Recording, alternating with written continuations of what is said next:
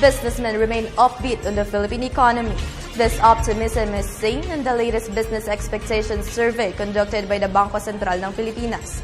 George Bandola reports.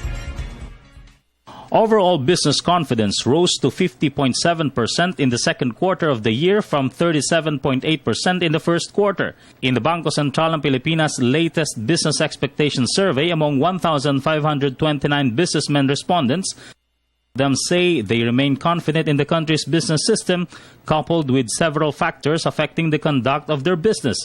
The survey was conducted last April 1 to March 14 among 7,000 firms registered with the Securities and Exchange Commission and Business World's top 1,000 corporation.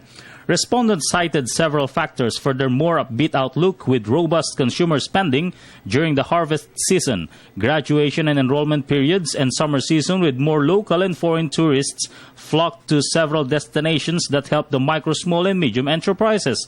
Also, with the new construction projects intended for the rehabilitation efforts and expansion of new businesses and continuing confidence in the administration. This is a time when you have various economic activities going on. This is a time when students graduate from the universities, high school, etc. So there is more economic activity. Second is that would also coincide with enrollment. Tourist arrival is actually quite high during the second quarter.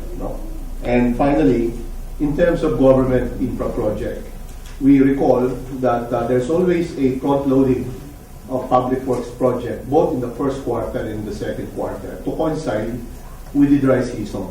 So there is that expectation that during the second quarter, more economic activities are undertaken. It's an indication of economic expansion also. There's a possibility of acceleration of economic activity and growth for the quarter. Businessmen in Metro Manila and those who are engaged in export business continue to show positive sentiments in the second quarter. Consequently, the Bangko Sentral also notes that 30% of these businesses have plans to expand in this quarter or the next. Businesses from the sectors of electricity, gas, water, mining, and quarrying.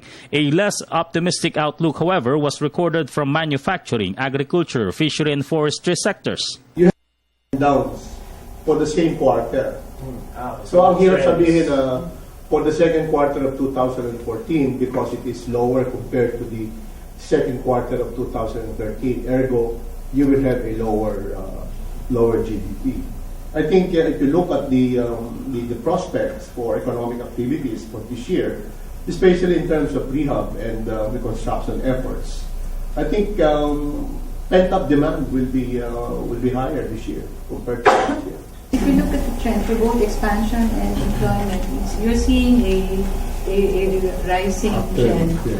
So sometimes you may have to go beyond the quarterly considerations and just look at the long-term or medium-term trend. For the third quarter, businesses anticipate a little reduction in confidence index with 48.9% due to the expected rainy season. Now, with respect to the third quarter, now all of us know that the third quarter is when we have the rainy season.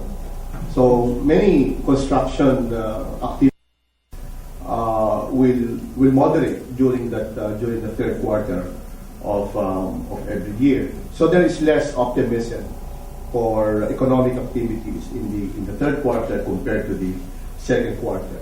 For People's Television, George Bandola.